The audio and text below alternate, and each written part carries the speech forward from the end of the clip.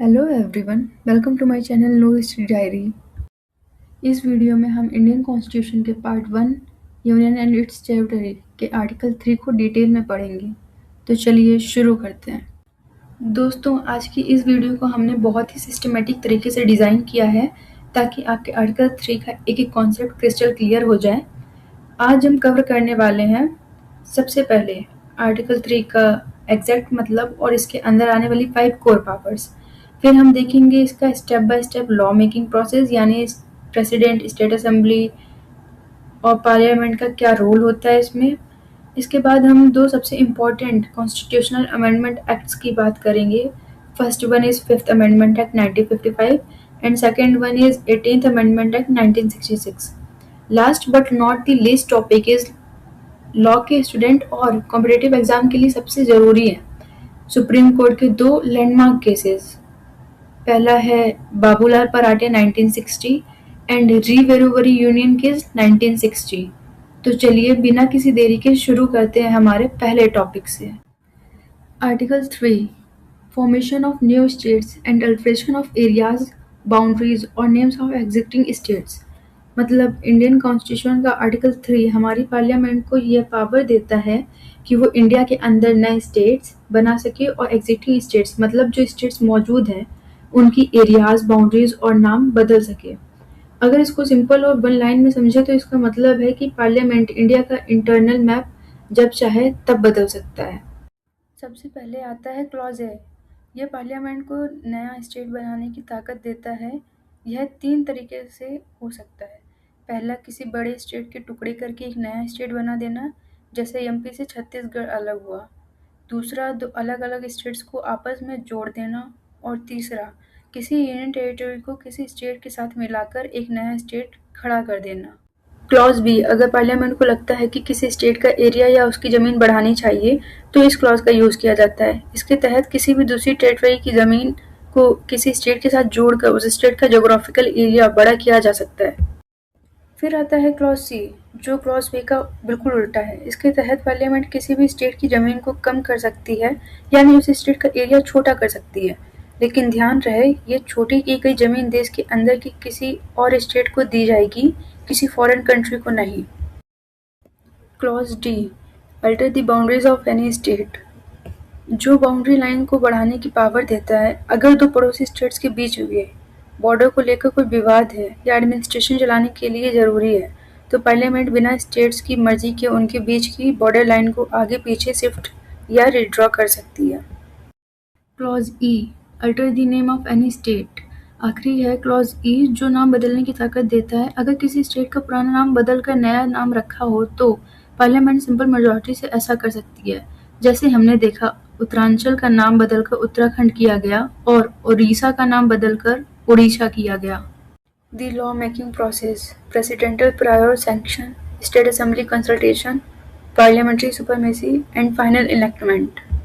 सबसे पहला स्टेप है प्रेसिडेंटल प्रायर सैंक्शन। इसका मतलब यह है कि अगर गवर्नमेंट देश का नक्शा बदलना चाहती है तो वो इस बिल को डायरेक्ट पार्लियामेंट में नहीं ला सकती। बिल का इंट्रोड्यूस कराने से पहले प्रेसिडेंट की परमिशन मतलब रिकमेंडेशन लेना बिल्कुल कंपलसरी है। एक बार प्रेसिडेंट ग्रीन सिग्नल दे दे तो यह बिल पार्लियामेंट के किसी भी हाउस, चाहे वो लोकसभा हो या राज्यसभा हो, में पेश किया जा सकता है। दूसरा स्टेप आता है स्टेट असेंबली कंसल्टेशन। पार्लियामेंट में वोटिंग शुरू होने से पहले प्रेसिडेंट इस बिल का एक ड्राफ्ट अफेक्टेड स्टेट की असेंबली के पास भेजता है ताकि उनका ओपिनियन जाना जा सके। यहाँ प्रेसिडेंट एक डेडलाइन मतलब टाइम लिमिट सेट करते हैं जिसके अंदर ही स्टेट का अपना जवाब देना होता है। लेकिन इसमें एक बड़ा एक्सेप्शन है। अगर बदलाव किसी यूनियन टेरिटरी में हो रहा है तो वहाँ की असेंबली से ओपिनियन मांगना भी जरूरी नहीं होता। तो दोस्तों, तीसरा और सबसे इम्पोर्टेंट स्टेप है पार्लियामेंट्री सुपरमेसी। स्टेट असेंबली चाहे बिल के सपोर्ट में बोले या उसको पूरी तरह से रिजेक्ट कर दे, उनका ओपिनियन प्योरली एडवाइजरी होता है, यानी पार्लियामेंट उनकी बातें मानने के लिए लीगली बाउंड या मजबूर नहीं होता। पार्लियामेंट के पास ये सुप्रीम अथॉरिटी है कि वो स्टेट के सजेशन को ओवर रूल कर सके या उन्हें एक्सेप्ट ना करे। और तो और अगर स्टेट के फीडबैक आने के बाद पार्लियामेंट बिल में कोई नया बदलाव करती है तो उसे दोबारा स्टेट के पास रिकंसल्टेशन के लिए भेजना कॉन्स्टिट्यूशनल रूप से ज़रूरी नहीं होता। लास्ट स्टेप है फाइनल इलेक्टमेंट, जब यह बिल पार्लियामेंट में वोटिंग के लिए जाता है तो इसके लिए किसी बड़ी स्पेशल मेजॉरिटी की ज़रूरत नहीं पड़ती। यह बिल दोनों हाउसेस से एक सिंपल मेजॉरिटी यानी उस दिन जितने लोग प्रेजेंट हैं और वोट कर रहे हैं उनकी 50% से 1 वोट ज़्यादा से आराम से पास हो जाता है। दोनों हाउसेस से पास होने के बाद जैसे ही प्रेसिडेंट इस पर फाइनल साइन करते हैं तो नया स्टेट या बाउंड्री का कानून बन जाता है। कि कॉन्स्टिट्यूशनल अमेंडमेंट एक्ट्स। अब बात करते हैं उन बदलाव की जिन्होंने आर्टिकल 3 को और स्ट्रॉन्ग बनाया। इसमें दो सबसे इम्पोर्टेंट कॉन्स्टिट्यूशनल अमेंडमेंट्स हैं, 5th constitutional amendment act and 18th constitutional amendment act. 5th constitutional amendment act 1955।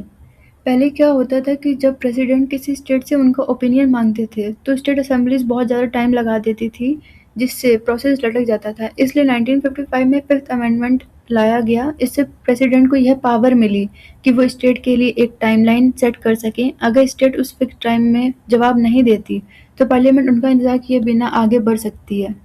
18th constitutional amendment act 1966। इस अमेंडमेंट से एक बहुत बड़ा कन्फ्यूजन खत्म किया गया। इसमें साफ साफ क्लियर किया गया कि आर्टिकल 3 में जहां भी स्टेट शब्द का यूज हुआ है उसमें यूनियन टेरिटरीज भी शामिल हैं। यानी पार्लियामेंट जैसे स्टेट्स को तोड़ मरोड़ सकती है वैसे ही दो यूनियन टेरिटरीज को मिलाकर नया यूटी बना सकती है। जैसे पंजाब को अलग करके हरियाणा और चंडीगढ़ बनाया गया था।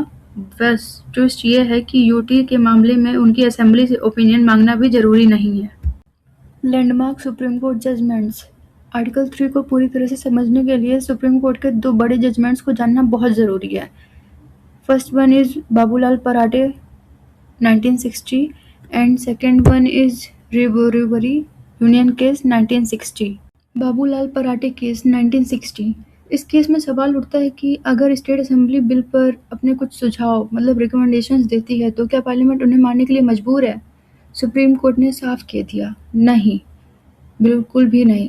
पार्लियामेंट स्टेट के सुझावों को डस्टबिन में फेंक सकती है और अगर पार्लियामेंट बिल में कोई नया बदलाव करती है तो उसे बार बार स्टेट असेंबली के पास भेजने की ज़रूरत नहीं है। पार्लियामेंट सुप्रीम है। री-बेरूबरी यूनियन केस 1960। ये सबसे बड़ा टर्निंग पॉइंट था। इंडिया और पाकिस्तान के बीच ज़मीन का विवाद था और सेंट्रल गवर्नमेंट बेरूबरी नाम का एक इलाका पाकिस्तान को देना चाहती थी। गवर्नमेंट ने सोचा हम आर्टिकल 3 का यूज़ करके बाउंड्री छोटी कर देते हैं, लेकिन सुप्रीम कोर्ट ने कहा रुको, आर्टिकल 3 सिर्फ इंटरनल रीऑर्गेनाइजेशन देश के अंदर के बदलाव के लिए है। अगर इंडिया अपनी कोई ज़मीन किसी फॉरेन कंट्री को देता है तो वो आर्टिकल 3 से नहीं हो सकता। इसलिए आर्टिकल 368 के तहत प्रॉपर कॉन्स्टिट्यूशन अमेंडमेंट करना पड़ेगा। इसलिए तब 19th अमेंडमेंट एक्ट पास किया गया था।